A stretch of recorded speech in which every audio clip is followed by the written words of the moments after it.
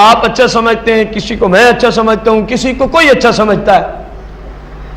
اور ایک تحفہ وہ ہے، ایک ہدیہ وہ ہے جس کو نبی علیہ السلام بہت اچھا سمجھتے ہیں. تو ظاہر ہے وہ تحفہ بھی بہت عظیم ہوگا جو نبی علیہ السلام کو پسند آیا ہے، جو نبی علیہ السلام کو کیا آیا ہے. اب وہ تحفہ کیا ہے؟ یہ تحفہ آپ سب اپنا سکتے ہیں اور دوسروں کو دے سکتے ہیں. جو سرکار کو پسند ہے نا وہ تحفہ آپ دوسروں کو گفٹ کر سکتے ہیں. سنیں حدیث پاک. وقال النبی صلی اللہ علیہ وسلم نعم العطیہ ونعم الہدیہ. فرمایا کتنا ہی اچھا ہے یہ تحفہ، کتنا ہی اچھا ہے یہ گفٹ. کون سا؟ سرکار نے فرمایا کسی شخص نے شریعت کا کوئی ایک مسئلہ سنا. کتنا؟ کوئی ایک مسئلہ سنا. فرمایا پھر اس نے اس کو یاد کر لیا، پھر اس مسلمان نے اس کو کیا کر لیا؟ یاد کر لیا. اور سرکار مدینہ علیہ السلام فرماتے ہیں اس لیے یاد کیا کہ وہ اپنے کسی مسلمان بھائی یا بہن کو آگے سکھا دے گا. رسول کائنات فرماتے ہیں اے لوگوں مجھے یہ تحفہ بہت ہی اچھا لگتا ہے، مجھے یہ تحفہ بہت ہی. کون سا؟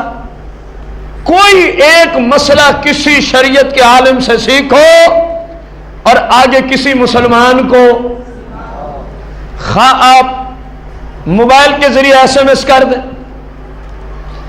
نیٹ کے ذریعے کئی آپشنز ہیں دین کی تبلیغ کے، اور ایک ہی منٹ کے اندر ہزاروں لوگوں تک آپ کا پیغام پہنچ جاتا ہے اور روپیہ بھی آپ کا ایک نہیں لگتا. جو بل آپ ماہانہ نیٹ کا دے رہے ہیں وہ تو ویسے ہی دے رہے ہیں. اگر بندہ اس کو اچھے استعمال کی طرف لے کے آئے، ایک ہی مسئلہ لکھے اور اس کے جتنے دوست احباب ہیں جس اکاؤنٹ کی طرف ان سب کی طرف شیئر کر دے تو ایک منٹ کے اندر کتنے لوگوں تک آپ کا پیغام پہنچ سکتا ہے. لیکن بات وہی ہے کہ لوگ اس کو استعمال کرتے ہیں گندے اشعار کے لیے، لوگ انٹرنیٹ کو استعمال کرتے ہیں فحش اور بے حیائی پھیلانے کے لیے. لیکن مسلم کا کردار ہمیشہ ہی جدا ہوتا ہے. مسلم اس کو، اب ایک مسئلہ غسل کے 3 فرض ہیں، اس کو لکھیں تمام دوستوں کی طرف بھیج دیں. اب اس کی اہمیت تو انشاءاللہ اسی دن واضح ہوگی جس طرح ہم غسل اور وضو کی طرف آئیں گے، ان قریب یہ موضوع آئے گا. اسی طرح آپ لکھیں کھانا کھانے سے پہلے جو بسم اللہ الرحمن الرحیم پڑھ لے شیطان اس کے ساتھ کھانا کھا سکتا نہیں، جو نہ پڑھے اس کے ساتھ شیطان بھی کھانا کھاتا ہے. یہ ایک شریعت کا مسئلہ ہے. اب سرکار نے کیا فرمایا؟ جو میرا امتی شریعت کا کوئی ایک مسئلہ، بولو تو صحیح یار، سیکھے اور پھر دوسروں کو، تو سرکار کو یہ تحفہ بہت زیادہ پسند ہے. یہ تحفہ بہت زیادہ. چلو بتاؤ نا یہ تحفہ کون کون سرکار کو پیش کرنا چاہتا ہے؟ سبحان اللہ. جو آپ یہاں سے سیکھ رہے ہیں یا کسی مستند عالم سے سیکھتے ہیں اس کو آپ آگے کسی کو ایک طرف کنورٹ کر دیں، بھلے زبان سے، بھلے میسج سے، بھلے کسی ذریعے سے. آپ کسی بھائی کو بتا دیں، کسی ایسی خاتون کو بتائیں جس کی طرف بتانا آپ کا شرعاً جائز ہو. اجنبی عورت کی طرف تو آپ جا نہیں سکتے. اپنی بہن کو بتائیں، بیوی کو بتائیں، ماں کو بتائیں، جو قریبی رشتہ دار ہیں. ورنہ بھائیوں کو بتائیں، جو بہنیں ہیں وہ اپنے ہم جنس عورتوں کو تبلیغ کریں. ہم جنس. البتہ اگر کسی مستند عالم سے کوئی خاتون بازریہ فون یا خط و کتابت یا پردے میں بیٹھ کر کوئی مسئلہ پوچھے تو اسلام میں یہ جائز ہے کہ مفتی اس کو اس کا جواب دے. یہ مسئلہ فتاوی عالمگیری جہاں مفتی کے شرائط کا ذکر ہے وہاں یہ مسئلہ موجود ہے کہ عورت مفتی سے بات کر کے پردے کی حالت میں اپنے مسائل سیکھ سکتی ہے، پوچھ سکتی ہے، لیکن اگر عالم کے گھر میں جا رہی ہے تو کم از کم اس کے ساتھ اس کے گھر کا کوئی مرد ضرور ہونا چاہیے. اس کے گھر کا کوئی مرد، مثلا دارالاسلام میں عورت جا رہی ہے تو اس کو چاہیے اپنے ساتھ مرد کو بھی لے جائے جو اس کا محرم ہو، جو اس کا کیا ہو؟ محرم ہو. اور سرکار علیہ السلام نے فرمایا، یہ تو پہلا حصہ نا حدیث کا، یہ تحفہ سرکار کو کیا ہے؟ پسند، یعنی سرکار کی پسندیدہ تحفہ کیا؟ دین کا کوئی مسئلہ سیکھ کے آگے، یہ سرکار کو بہت پسند ہے. اور سرکار نے حدیث کے آخر میں فرمایا، یہ ایک مسئلہ سیکھ کے آگے کسی کو سکھانا، فرمایا 1 سال. کتنا عرصہ؟ توجہ سے سنیے گا. ایک بندہ 1 سال دن اور رات 24 گھنٹے اللہ کی عبادت میں گزار دے، پورا ایک، فرمایا جتنا ثواب اللہ اس کو دیتا ہے جو شریعت کا ایک مسئلہ سیکھ کر کسی اور کو، فرمایا اللہ اس کو اس سال والے عابد کی نیکیوں کے برابر نیکی عطا فرما دیتا ہے. حالانکہ مسئلہ ایک بتایا. شریعت کی اہمیت کو دیکھیں، دین اسلام کی تبلیغ کی اہمیت کو دیکھیں، دین اسلام کو سیکھ کر سکھانے کی اہمیت کو دیکھیں. ایک بندہ جنگل میں بیٹھ کے پورا سال عبادت کرتا رہا ہے، نفل عبادت، جتنا نیکیاں اس کو ملی، سرکار نے فرمایا ایہا تعدلو عبادت سنہ. جو ایک مسئلہ سیکھ کے آگے کسی کو سکھا دے، اس سال والے عابد کی جتنی نیکیاں اللہ نے اس کو دی ہیں، ایک مسئلہ سیکھ کے سکھانے والے کو بھی اللہ اتنی نیکیاں عطا فرما دیتا ہے. اب غور کرو کتنی بڑی سعادت عظیمہ ہے اگر بندے اس کو لینا چاہیں تو. سرکار مدینہ علیہ الصلوۃ والتسلیم نے ارشاد فرمایا،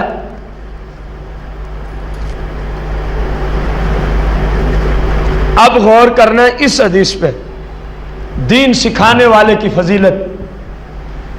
سرکار نے فرمایا نمبر 1 اللہ تبارک و تعالی. نمبر 1 کون؟ وقال النبی علیہ السلام ان اللہ سبحانہ، فرمایا اللہ تعالی، وملائکتہ، اور اللہ کے سارے، غور سے سنتے جائیے گا، وَأَهْلُ السَّمَاوَاتِهِ وَأَرْضِهِ، اور زمین و آسمان میں جتنے رہتے ہیں، حتی النملۃ فی جوہرہا، فرمایا حتیٰ کہ چمٹی جو اپنی بل میں رہتی ہے، اپنے گھر میں جہاں کہیں بھی رہتی ہے، یہ تمام کے تمام، حتی الحوت فی البحر، حتیٰ کہ مچھلیاں جو سمندر میں ہیں، اللہ، فرشتے اور ساری مخلوقات. سرکار نے فرمایا جو لوگوں کو دین سکھاتا ہے، جو لوگوں کو اللہ، فرشتے اور ساری مخلوقات، لا یصلون علی معلم الناس الخیر، فرمایا جو لوگوں کو شریعت سکھاتا ہے، اللہ بھی، فرشتے بھی اور ساری کائنات کی مخلوقات اس پر درود بھیجتے ہیں، اس پر رحمتیں نازل کرتے ہیں. اللہ بھی، فرشتے بھی اور ساری، کس پر؟ جو شریعت سیکھ کے دوسروں کو. سرکار مدینہ علیہ الصلوۃ والتسلیم ایک دن باہر تشریف لائے تو دیکھا مسجد نبوی میں 2 مجلسیں قائم ہیں. کتنی؟ ایک مجلس میں لوگ اللہ اللہ اللہ اللہ ذکر کر رہے تھے، اور دوسری مجلس والے علم دین سیکھنے میں مشغول تھے. کیا سیکھنے میں مشغول تھے؟ اب سرکار کی پسند دیکھیں، سرکار کیسی محفل میں بیٹھنا زیادہ پسند فرمایا کرتے تھے. سرکار علیہ السلام فرماتے میں نے دیکھا ادھر ذاکرین بیٹھے ہیں، ادھر شریعت کو سیکھنے کے طلباء کرام بیٹھے ہیں. سرکار علیہ السلام جس مجلس میں شریعت کو سکھایا جا رہا تھا، اس مجلس میں آ کے بیٹھ گئے اور فرمایا مجھے بھی رب نے معلم بنا کے بھیجا ہے، اس لیے میں اس مجلس کو پسند کرتا ہوں۔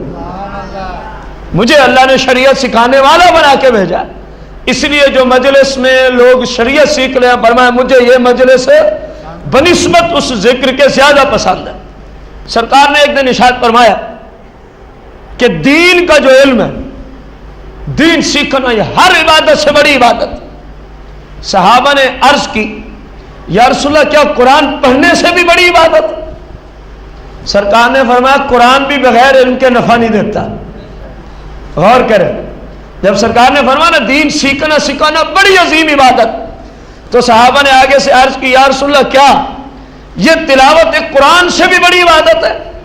فرمایا صحابہ بتاؤ قرآن کی تلاوت بغیر علم کے تلاوت کرنے والے کو کوئی فائدہ پہنچاتی ہے؟ عرض کی نہیں۔ فرمایا یہ اس سے بھی بڑی عبادت ہے، یہ اس سے بھی بڑی عبادت ہے۔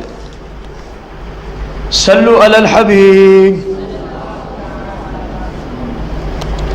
وعلیکم السلام ورحمۃ اللہ وبرکاتہ۔ کچھ لوگ گھروں میں کسی کے نام کے چراغ جلاتے ہیں، فلاں بابے کے نام کا چراغ، فلاں بابے کے نام کا چراغ۔ شریعت میں کیا یہ جائز ہے؟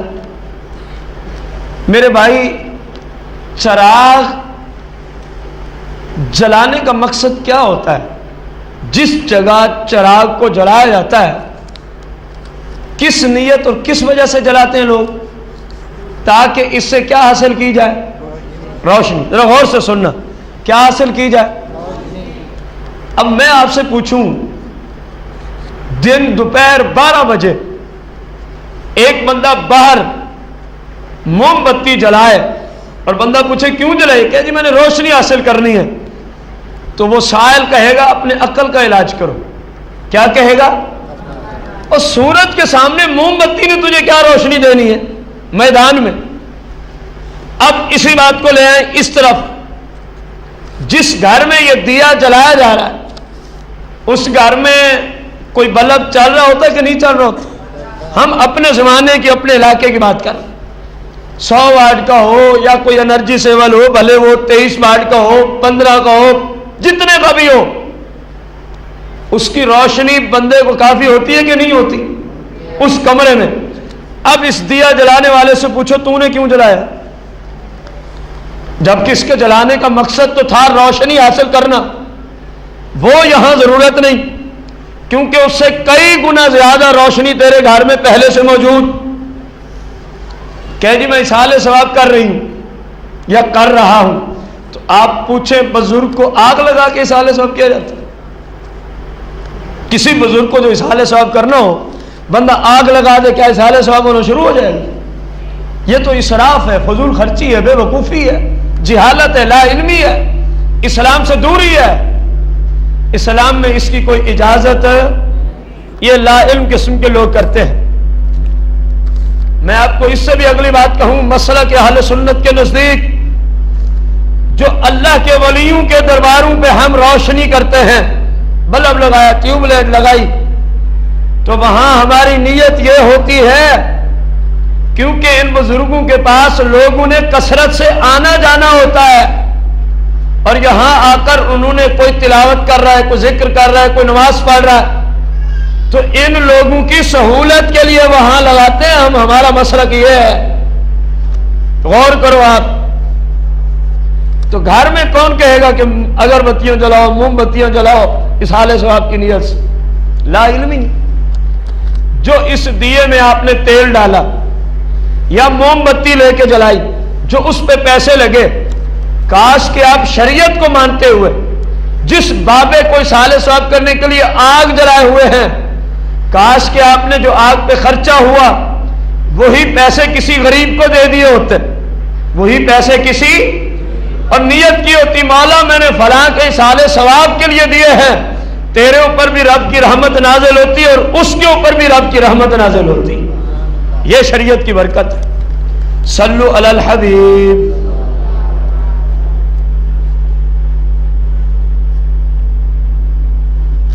وعلیکم السلام ورحمۃ اللہ وبرکاتہ۔ کہہ رہے ہیں جو نکاح پڑھانے آئے اور نکاح پڑھانے سے پہلے غور سے سننا، وہ کہے کہ اتنے پیسے دو گے تو نکاح پڑھاؤں گا، نکاح پڑھانے سے پہلے مثلا 5,000 روپے دو گے تو نکاح پڑھائیں، کہہ رہے شرعاً اس طرح کرنا جائز ہے؟ بھائی اس کی دو صورتیں ہیں، ایک صورت ہے کہ وہ جو نکاح پڑھانے گیا، جب آپ اس کو کہنے آئے، جب آپ اس کو کہ فلاں دن ہمارے گھر میں نکاح ہے، اس کو چاہیے وہ آپ سے اسی وقت، اگر اس نے مانگنے ہی ہیں اسی وقت طے کرے، 1 گھنٹے کا میں 5,000 روپیہ لوں گا اپنے وقت کا، نکاح پڑھانے کا نہیں، میں 1 گھنٹہ دوں گا اور کیا کروں گا؟ اپنے 1 گھنٹے دینے کا، یا میں رجسٹریشن کر دوں گا، نکاح پڑھانے پہ اجرت کی بات میں نہیں کر رہا، کیونکہ رجسٹریشن کرنا یہ نکاح نہیں ہے، وقت دینا یہ کوئی نکاح، ایک بندہ اپنے وقت کے پیسے لیتا ہے تو بات ہے الگ، ہمارے ہاں یہ بات معروف نہیں ہے کہ کوئی اپنے وقت کے پیسے جا کے لیتا ہو، ہمارے ہاں جو لوگ اس طرح کرتے ہیں، نکاح پڑھانے سے پہلے بیٹھ کے اتنے پیسے دو پڑھائیں گے، یہ شرعاً ٹھیک نہیں ہے، یہ شرعاً ٹھیک، آپ نکاح پڑھا دو اپنی خوشی سے، جو چاہیں گے تجھے دے دیں گے، تیرے لیے ٹھیک ہو جائیں گے، تیرے لیے کیا ہو جائیں گے، ہرو بھرو تو نے لازمی لینے تو پھر یہ کام کیا کر، ان کو کہا کر بھی 4 پرت میں لکھ کے دوں گا، میرے لکھنے کی اتنی اجرت ہوگی، میرے لکھنے کی اتنی، نکاح پہ میں کوئی اجرت نہیں مانگتا، کیونکہ نکاح پڑھانا سنت ہے، عبادت ہے، اور عبادت پہ اجرت، عبادت پہ اجارہ ہو ہی نہیں سکتا، عبادت پہ اجارہ ہو ہی نہیں سکتا۔